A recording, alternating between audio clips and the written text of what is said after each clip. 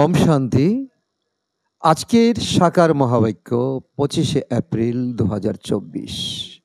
আজকে বাবা বলেছেন, মিষ্টি বাচ্চারা, এই পুরুষোত্তম যুগই হলো গীতার এপিসোড। এই সময়েই তোমাদেরকে পুরুষার্থ করে উত্তম পুরুষ অর্থাৎ দেবতা হতে হবে। আজকের প্রশ্ন, সর্বদা কোন বিষয়ের প্রতি মনোযোগ থাকলেই তরি পার হয়ে যাবে? উত্তর, সর্বদা যদি এটাই লক্ষ্য থাকে যে আমাকে ঈশ্বরীয় সঙ্গে থাকতে হবে, তাহলেও তরি পার হয়ে যাবে। যদি সঙ্গদোষের প্রভাবে প্রভাবিত হয়ে কোনো সংশয় উৎপন্ন হয়, তাহলে জীবনরূপী তরি বিষয় সাগরে ডুবে যাবে। বাবা যেগুলো বোঝান সেগুলো নিয়ে বাচ্চাদের মনে কোনো সংশয় আসা উচিত নয়। বাচ্চারা, বাবা তো তোমাদেরকে নিজের সমান পবিত্র এবং নলেজফুল বানাতে এসেছেন, তাই সর্বদা বাবার সাথেই থাকতে হবে। ওম শান্তি। ভগবানও বাচ, বাচ্চারা জানে যে বাবা এখন এই রাজযোগই শেখাচ্ছেন, যা 5000 বছর আগে বুঝিয়েছিলেন।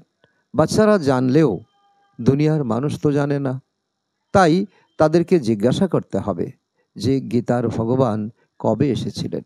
ভগবান তো বলেছেন যে আমি তোমাদেরকে রাজযোগ শিখিয়ে রাজাদের রাজা বানাই, কিন্তু গীতার ওই এপিসোড কখন হয়েছিল এটা জিজ্ঞাসা করতে হবে। এই কথাগুলো কেউই জানে না। বাস্তবে তোমরাই এখন সেটা শুনছ, কারণ তোমরা সঙ্গম যুগী ব্রাহ্মণ। কলিযুগের অন্তিম এবং সত্যযুগের আদির মধ্যবর্তী সময়েই গীতার এপিসোড হওয়া উচিত, যখন পিতা পরমাত্মা আসেন ব্রহ্মার শরীরে। আদি সনাতন দেবী দেবতা ধর্ম স্থাপন করতে হলে তো সঙ্গম যুগেই আসতে হবে। তাই পুরুষোত্তম সঙ্গম যুগ অবশ্যই রয়েছে। যদিও পুরুষোত্তম বছরের কথা বলে, কিন্তু প্রকৃতির অর্থ ওরা জানে না। তোমরা মিষ্টি মিষ্টি বাচ্চারা জানো যে উত্তম পুরুষ বানানোর জন্য, অর্থাৎ মানুষ থেকে উত্তম দেবতা বানানোর জন্য বাবা এসে শিক্ষা প্রদান করেন। দেবতারাই লক্ষ্মী নারায়ণ, অর্থাৎ হলো মানুষের মধ্যে সর্বোত্তম। এই সঙ্গম যুগেই মানুষ থেকে দেবতা বানানো হয়। দেবতারা নিশ্চয়ই শতযুগেই থাকবেন, বাকিরা সবাই কলিযুগে থাকে। তোমরা বাচ্চারা জানো যে আমরা হলাম সঙ্গমযোগী ব্রাহ্মণ। এটা পাকাপাকিভাবে স্মরণ রাখতে হবে। কেউ কখনো নিজের বংশকে ভুলে যায় না, কিন্তু এখানে মায়া ভুলিয়ে দেয়। এখন আমরা ব্রাহ্মণ বংশের এবং এরপরে দেবতা বংশের হব। এটা স্মরণে থাকলেই অনেক খুশি হবে, নেশা চড়বে। তোমরা রাজযোগের শিক্ষা অর্জন করছো, তোমরা সবাইকে বোঝাও যে ভগবান এখন পুনরায় গীতার জ্ঞান শোনাচ্ছেন এবং ভারতের প্রাচীন যোগ শেখাচ্ছেন। আমরা মানুষ থেকে দেবতা হচ্ছি। বাবা এও বলেছেন, কাম বিকার হলো বাচ্চারা সব থেকে বড় শত্রু। এর উপরে বিজয় লাভ করার ফলেই তোমরা জগজ্জিত হয়ে যাও। পবিত্রতার বিষয় নিয়ে কতই না তর্ক বিতর্ক হয়। দুনিয়ার মানুষের কাছে তো বিকার একটা সম্পত্তির মতো। লৌকিক পিতার কাছ থেকে এই উত্তরাধিকার প্রাপ্ত হয়। পিতার কাছ থেকে সন্তান সবার আগে এই উত্তরাধিকারটাই লাভ করে। বিয়ে শাদী করিয়ে জীবন বরবাদ করে দেয়। অপরদিকে অসীম জগতের বাবা বলেছেন, বাচ্চারা, কাম বিকার হলো সবথেকে বড় শত্রু। তাই এই কাম বিকারের উপরে বিজয়ী হলেই জগজ্জিত হওয়া যাবে। বাবা তো নিশ্চয়ই সঙ্গম যুগে আসবেন। মহাভারতের ভয়ঙ্কর যুদ্ধ হবে, আমরাও এখানে রয়েছি। এমন নয় যে সবাই হঠাৎ করে কাম বিকারের উপর বিজয়ী হয়ে যাবে। সব কিছুতেই সময় লাগে। অধিকাংশ ক্ষেত্রেই বাচ্চারা বাবাকে পত্র লেখে, বাবা, আমি বিষয় বৈতরণী নদীতে ডুবে আছি। সেক্ষেত্রে অবশ্যই বাবা কোনো নির্দেশ দেবেন। বাবার নির্দেশ হলো কাম বিকারের উপরে বিজয়ী হলেই তুমি জগজ্জিত হবে। এমন নয় যে জগজ্জিত হওয়ার পরে তুমি পুনরায় কাম বিকারগ্রস্ত হয়ে যাবে। এই লক্ষ্মী নারায়ণ হলো জগজ্জিত, এটা একটা বড় দৃষ্টান্ত। এদেরকে তো সম্পূর্ণ নির্বিকারী বলা হবে। দেবতাদেরকে সকলেই নির্বিকারী বলে। ওই সময়টাকেই তোমরা রামরাজ্য বলো। ওটা হলো নির্বিকারী দুনিয়া, এটা হলো বিকারী দুনিয়া। অপবিত্র গৃহস্থ আশ্রম হয়েছে। বাবা এও বুঝিয়েছেন যে তোমরা একসময় পবিত্র গৃহস্থ আশ্রমে ছিল, তখন ছিল সত্যযুগ। এখন 84 জন্ম নিতে নিতে অপবিত্র হয়ে গেছো, করিতুল্য হয়ে গেছো। এটা হলো 84 জন্মের কাহিনী। নতুন দুনিয়া তো অবশ্যই নির্বিকারী হবে। তার অনেক নাম, সত্যযুগ, বহিস্ত, হ্যাভেন, স্বর্গ। স্বয়ং ভগবান অর্থাৎ পবিত্রতার সাগর সেই দুনিয়া স্থাপন করেন। এরপর রাবণ রাজ্যও অবশ্যই আসবে। রামরাজ্য এবং রাবণ রাজ্যের নামও প্রচলিত রয়েছে। রাবণ রাজ্য মানে অসুরদের রাজত্ব। তোমরা এখন সেই আসুরি রাজত্বে রয়েছ। এই লক্ষ্মীনারায়ণ হলো দৈবী রাজত্বের নিদর্শন। তোমরা বাচ্চারা প্রভাত ফেরি ইত্যাদির আয়োজন করো। অনেক প্রভাব পড়বে। ভোরবেলাকে প্রভাত বলা হয়।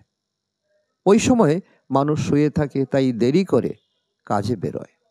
কোনো প্রদর্শনী ভালো ফলপ্রসূ হবে যদি কাছাকাছি কোনো সেন্টার থাকে, কারণ সেখানে গিয়ে মানুষ বুঝতে পারবে যে কাম বিকার হলো সবথেকে বড় শত্রু। এর উপরে বিজয়ী হলেই আমরা জগজ্জিত হয়ে যাব। ট্রান্সলেটের লক্ষ্মীনারায়ণের চিত্র অবশ্যই সঙ্গে রাখতে হবে। এটা হলো পারফেক্ট প্রভাত ফেরি, এটা ভুলে গেলে চলবে না। এটা এবং সিঁড়ির চিত্র, যেভাবে ট্রাকে করে দেবীদের মূর্তি নিয়ে যায়, সেই রকম তোমরা 2-3টে ট্রাকে মুখ্য চিত্রগুলি সাজিয়ে বার করলে ভালো দেখতে লাগবে। লোকেদের অনেক ভিড় উপচে পড়বে। দিনে দিনে ছবির সংখ্যা বৃদ্ধি পাচ্ছে, তোমাদের জ্ঞানও বাড়ছে, বাচ্চাদের সংখ্যাও বাড়ছে। এদের মধ্যে গরিব বড়লোক সকলেই রয়েছে। শিব বাবার ভাণ্ডারিও ভরপুর হচ্ছে। যারা এখন ভাণ্ডারি ভরপুর করছে তারা ওখানে অনেক গুণ বেশি রিটার্ন পেয়ে যাবে। সেই জন্যই বাবা বলছেন, মিষ্টি মিষ্টি বাচ্চারা, তোমরা কোটি কোটিপতি হবে। সেটাও আবার 21 জন্মের জন্য। স্বয়ং বাবা বলেছেন তোমরা 21 জন্মের জন্য জগতের মালিক হয়ে যাবে। এখন আমি নিজে ডাইরেক্ট এসেছি তোমাদের জন্য, হাতে করে স্বর্গ নিয়ে এসেছি, বহিস্থ নিয়ে এসেছি। যেমন সন্তানের জন্ম হলে পিতার উত্তরাধিকার তো সন্তানের হাতের মুঠোতেই থাকে। লৌকিক পিতা বলে এই ঘরবাড়ি সব কিছুই তোমার। সেই রকম অসীম জগতের পিতাও বলছেন তোমরা যেহেতু আমার সন্তান হয়েছ, তাই স্বর্গের বাদশাহী তোমাদের জন্য। সেটাও আবার 21 জন্মের জন্য, 1-2 জন্ম নয়। কারণ তোমরা কাল জয়ী হয়ে যাও, তাই বাবাকে মহাকালও বলা হয়। মহাকাল সবাইকে মেরে দেয় না, তার উদ্দেশ্যে অনেক মহিমা করা হয়। মানুষ মনে করে ভগবান যমদূতের দ্বারা ডাক পাঠিয়েছেন, কিন্তু এরকম কোনো ব্যাপার নেই। এগুলো সব ভক্তি মার্গের কথা। বাবা বলেছেন আমি হলাম কালেরও কাল, মহাকাল। পাহাড়ির লোকেরা মহাকালকে খুব মানে। মহাকালের মন্দিরও রয়েছে। কোনো একটা ধ্বজা অর্থাৎ পতাকা লাগিয়ে দেয়। এখন বাবা বসে থেকে বাচ্চাদেরকে বোঝাচ্ছেন, তোমরা বুঝতে পারছো না যে এই কথাগুলো সঠিক, আর ভক্তিতে যা শুনে এসেছি তা ছিল ব্যাঠিক। বাবাকে স্মরণ করলেই জন্ম জন্মান্তরের বিকর্ম দগ্ধ হবে। সুতরাং তার কথা প্রচার করতে হবে। কুম্ভে অনেক বড় মেলা হয়, স্নানের অনেক মহিমা করা রয়েছে।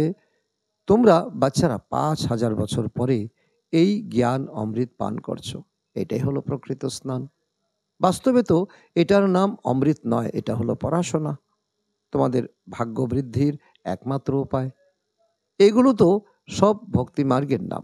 অমৃত নাম শুনে ছবিতেও জল দেখানো হয়েছে। বাবা বলছেন আমি তোমাদের রাজযোগ শিক্ষা দেই, পড়াশোনার দ্বারা উচ্চ পদ পাওয়া যায়। আমি নিজেই শিক্ষা দেই। ভগবানের তো এইরকম কোনো সুসজ্জিত রূপ নেই। বাবা তো ওনার মধ্যে এসে শিক্ষা দেন, ব্রহ্মার শরীরে প্রবেশ করেন, শিক্ষা দিয়ে আত্মাদেরকে নিজের সমান বানান। তিনি নিজে তো লক্ষ্মী নারায়ণ নন, তাই তিনি ওই রকম বানান না। আত্মা শিক্ষা লাভ করে তিনি আত্মাদেরকে নিজের সমান নলেজফুল বানান। এমন নয় যে তিনি ভগবান ভগবতী বানান। দুনিয়ার মানুষ তো কৃষ্ণকে দেখিয়ে দিয়েছে, কিন্তু কৃষ্ণ কিভাবে পড়াবে? শতযুগে তো কেউই পতিত হবে না। কৃষ্ণ তো শতযুগেই থাকবে। তারপর আর কখনোই তোমরা কৃষ্ণকে দেখতে পাবে না। কারণ এই নামে এই রূপে একবারই আসবে। এটাই হলো ড্রামা। ড্রামা অনুসারে সকলের পূর্ণজন্মের চেহারা একেবারে পৃথক হয়। বর্তমান জীবনের সঙ্গে মিলবে না, যে কোনো জীবনের সঙ্গে মিলবে না। এটাই ড্রামার নিয়ম। সব কিছুই পূর্ব নির্মিত। বাবাও বলেছেন প্রত্যেক কল্পে হুবহু এইরকম চেহারাতে তোমরাই এখানে পড়তে আসো। হুবহু রিপিট হয়। আত্মা একটি শরীর ত্যাগ করার পর আগের কল্পে যেমন শরীর নিয়েছিল পুনরায় সেরকম শরীর ধারণ করে। ড্রামাতে একটু পরিবর্তন হয় না, একটুকু না। ওটা হলো সীমিত জাগতিক ড্রামা, আর এটা হলো অসীম জগতের ব্যাপার। অসীম জগতের বাবা ছাড়া আর কেউ এটা বোঝাতে পারবে না। এই বিষয়ে কোনো সংশয় আসা উচিত নয়। নিশ্চয়ই বুদ্ধি হওয়ার পরেও কোনো না কোনো ব্যাপারে সংশয় চলে আসে। বাচ্চাদের সঙ্গদোষের দ্বারা প্রভাবিত হয়ে যায়। ঈশ্বরের সঙ্গে চলতে থাকলেই পার হয়ে যাবে, ভবসাগর পার হবে। সঙ্গ ছেড়ে দিলেই বিষয় সাগরে ডুবে যাবে। একদিকে রয়েছে ক্ষীরসাগর আর অন্যদিকে বিষয় সাগর। জ্ঞান অমৃত বলা হয়। বাবা হলেন জ্ঞানের সাগর। তার উদ্দেশ্যে মহিমা করা হয়। তার যেসব মহিমা রয়েছে সেইগুলো লক্ষ্মীনারায়ণের উদ্দেশ্যে বলা যাবে না, কারণ এক একজনের বায়োগ্রাফি আলাদা আলাদা। কৃষ্ণ তো জ্ঞানের সাগর নয়, বাবা হলেন পবিত্রতার সাগর, দয়ার সাগর, জ্ঞানের সাগর। হয়তো দেবী দেবতারা সত্য এবং ত্রেতা যুগে পবিত্র ছিল, কিন্তু ওরা তো সর্বদা পবিত্র থাকে না। ড্রামার এটা কোনো নিয়ম নয়। অর্ধেক কল্প পরে পতিত হয়ে যায়। দাপর যুগে আত্মারা পতিত হয়ে যায়, করিতুল্য হয়ে যায়। বাবা এও বলেছেন আমি এসে সকলের সদ্গতি প্রদান করি। কেবল আমি হলাম সকলের সদ্গতিদাতা। তোমরা সদ্গতিতে চলে গেলে এইসব ঘটনা আর হবে না। এখন তোমরা বাচ্চারা সম্মুখে রয়েছ। তোমরা শিব বাবার কাছে পড়াশোনা করে টিচারও হয়ে গেছো, মাস্টার নলেজফুল হয়ে গেছো। তিনিই হলেন মুখ্য প্রিন্সিপাল। তোমরা তো তার কাছেই আসো। তোমরা বলো যে আমরা শিব বাবার কাছে এসেছি, কিন্তু তিনি তো নিরাকার। তিনি এই শরীরের মধ্যে আসেন, ব্রহ্মার শরীরে আসেন। তাই বলা হয় বাপদাদার কাছে যাচ্ছি। এটা হলো বাচ্চাদের খাস অনুভব। এই বাবা হলো ওনার রথ। এই রথের ওপরেই তিনি সওয়ার হন। ওনাকে রথ, ঘোড়া, অশ্ব ইত্যাদি নামে বলা হয়। এই বিষয়ে একটা কাহানি রয়েছে। প্রজাপিতা দক্ষ একটা যজ্ঞ রচনা করেছিলেন, কেবল একটা গল্প লিখে দিয়েছে। আসলে এরকম কিছুই হয়নি। শিব ভগবান বাচ ভারতে যখন চরম ধর্মগ্লানি হয় তখনই আমি আসি। গীতাপন্থীরা মুখে বলে যদা যদা হি ধর্মস্য, কিন্তু অর্থ কিছুই বোঝে না। তোমরা এই বৃক্ষ এখন খুব ছোট, তোমাদের এই বৃক্ষ একেবারে চারা গাছ। এর উপরে অনেক ঝড় আসে, তুফান আসে। এটা হলো নতুন বৃক্ষ, এটাই হলো ফাউন্ডেশন। এত বিভিন্ন ধর্মের মধ্যেই আদি সনাতন দেবী দেবতা ধর্মের চারা রোপণ করা হচ্ছে। অনেক অনেক পরিশ্রম করতে হয়। অন্যদেরকেও এত পরিশ্রম করতে হয় না, ওরা তো উপর থেকে আসতে থাকে। যারা সত্য কিংবা ত্রেতা যুগে আসবে তারাই এখানে বসে পড়াশোনা করবে। যারা পতিত হয়ে গেছে তাদেরকে পবিত্র দেবী দেবতা বানানোর জন্য স্বয়ং বাবা স্বয়ং বসে থেকে পড়াচ্ছেন। ইনিও হলেন অর্থাৎ ব্রহ্মা বাবা ইনিও হলেন স্টুডেন্ট, অনেক গীতা পড়তেন, অনেক বড় ভক্ত ছিলেন। এখন যেমন আমাকে স্মরণ করে দৃষ্টি দিলে পাপ নাশ হয়, সেরকম ভক্তি মার্গেও সামনে জল রেখে গীতা পাঠ করে। ওরা মনে করে পূর্বপুরুষের উদ্ধার হবে, তাই তাদেরকে স্মরণ করে ভক্তি মার্গে গীতাকে খুব সম্মান করে। আরে বাবা কি কোনো ছোটোখাটো ভক্ত ছিলেন? উনি অনেক বড় মাপের ভক্ত ছিলেন। রামায়ণ থেকে শুরু করে সব কিছুই পড়তেন, খুব আনন্দ পেতেন। সেসব এখন পাস্ট হয়ে গেছে। বাবা এখন বলছে, অতীতের কথা চিন্তনে রেখো না, সব কিছু বুদ্ধি থেকে মুছে দাও, একমাত্র আমাকে স্মরণ করো। বাবা তো স্থাপন, বিনাশ এবং রাজধানীর সাক্ষাৎকার করিয়েছেন, তাই এটাই পাকাপাকিভাবে বুদ্ধিতে বসে গেছে। এটা তো আগে জানা ছিল না যে এগুলো সব বিনষ্ট হয়ে যাবে, বিনাশ হয়ে যাবে। বাবা এও বুঝিয়েছেন যে এরকম ঘটনা ঘটবে, আর বেশি দেরি নেই, আমি গিয়ে অমুক রাজা হব। বাবা তখন কি কি চিন্তা ভাবনা করতেন সে বিষয়ে কিছু জানতাম না। বাবার প্রবেশ কিভাবে হয়েছে সেটা তো তোমরা বাচ্চারা জানো।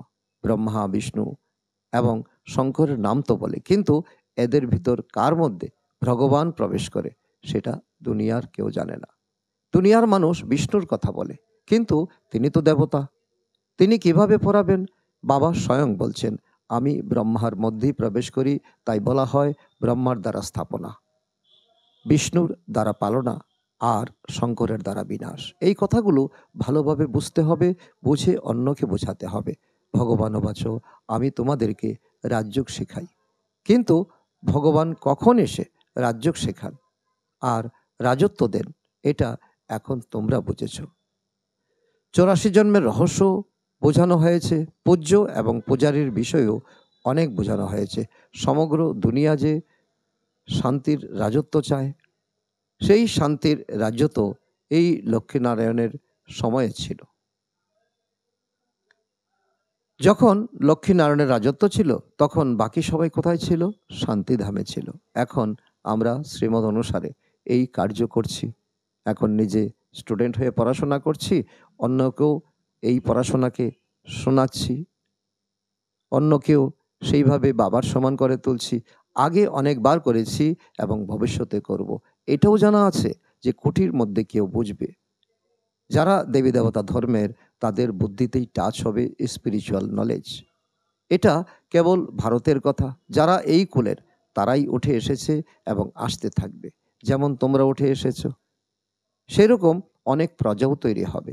যে ভালো পড়াশোনা করবে সে ভালো পদ পাবে। আসল হলো জ্ঞান আর যোগ। যোগের জন্য জ্ঞানের প্রয়োজন, এরপর পাওয়ার হাউসের সাথে যুক্ত হতে হবে। যোগের দ্বারাই বিকর্ম বিনাশ হয় জন্ম জন্মান্তরের, এবং হেলদি ওয়েলদি হতে পারবে, পাস উইথ অনার হয়ে যাবে। এত বড় প্রাপ্তি তোমাদের হতে যাচ্ছে। আচ্ছা, মিষ্টি মিষ্টি হারানিধি বাচ্চাদের প্রতি মাতা পিতা বাপদাদার স্মরণের স্নেহ সমন আর সুপ্রভাত। আত্মাদের পিতা তার আত্মারূপী বাচ্চাদের জানাচ্ছেন নমস্কার।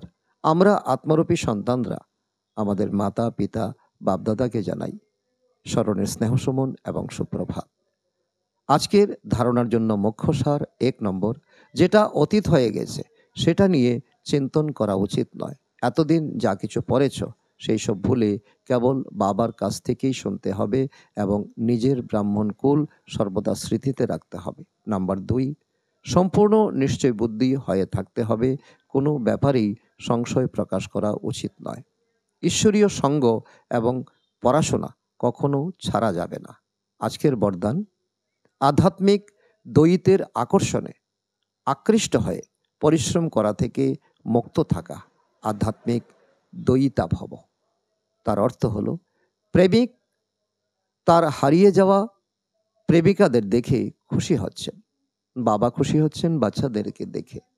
আধ্যাত্মিক আকর্ষণে আকৃষ্ট হয়ে নিজের সত্য প্রেমিককে জেনে গেছো, পেয়ে গেছো, যথার্থ ঠিকানাতে পৌঁছে গেছো। যখন এইরকম দ্বৈতা আত্মারা এই প্রেমের গভীর ভিতরে পৌঁছে যায়, তখন অনেক প্রকারের পরিশ্রম থেকে মুক্ত হয়ে যায়, বরদান প্রাপ্ত হয়। কেননা এখানে জ্ঞান সাগরের স্নেহের তরঙ্গ, শক্তির তরঙ্গ সদাকালের জন্য রিফ্রেশ করে দেয়। এই মনোরঞ্জনের বিশেষ স্থান, মিলনের স্থান তোমাদের তার দ্বৈতাদের জন্য প্রিয়তম বানিয়েছে। আজকের স্লোগান, একান্তবাসী হওয়ার সাথে সাথে এক নামী আর ইকোনমি হও। আচ্ছা, ওম শান্তি।